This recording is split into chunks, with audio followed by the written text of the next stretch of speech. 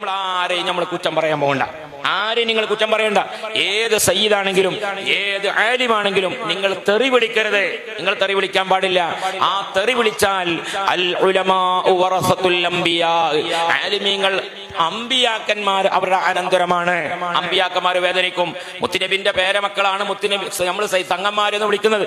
ഒരു സയ്യിദിനെ നമ്മൾ രാഷ്ട്രീയത്തിന്റെ പേരിലോ സംഘടനയുടെ പേരിലോ തെറി വിളിച്ചാൽ നാളെ മുത്തുനബിന്റെ അവിടുന്ന് മദീന ഇങ്ങനെ വിഷമിക്കും. ഓന്റെ പേരക്കുടിനെ തെറി വിളിച്ചവനാണ് എന്ന് പറഞ്ഞാൽ പിന്നെ നമുക്ക് സ്വർഗത്തേക്ക് കിടക്കാൻ റെക്കമെൻഡിന്റെ ഭാഗം പോവുകയാണ്. അതുകൊണ്ട് നന്നായി നമ്മൾ സൂക്ഷിക്കണം. അപ്പൊ അതുകൊണ്ട് ഇൻഷാ അല്ലാഹ് നമ്മൾ നന്നായി ജീവിക്കുക, മിണ്ടാതിരിക്കുക. ഒരു വിഷയത്തിനെ പറ്റി അറിയില്ലെങ്കിൽ നമ്മൾ മിണ്ടാതിരിക്കലാണ് ഉത്തമം. ഏറ്റവും നല്ലത് സംസാരിക്കാതിരിക്കലാണ്.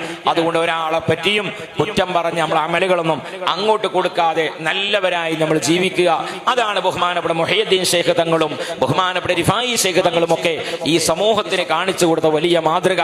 ആ മാതൃക പിൻപറ്റി ജീവിച്ചത് കൊണ്ടാണ് ബഹുമാനപ്പെട്ട റിഫായി ശൈഖ് തങ്ങളും മുഹയ്യദ്ദീൻ ശൈഖ് തങ്ങളും മമ്പറും തങ്ങളും ഒക്കെ ഈ സമൂഹത്തിൽ ആളുകളുടെ മുമ്പിൽ പറയപ്പെടുന്ന ആളുകളായി മാറിയത്.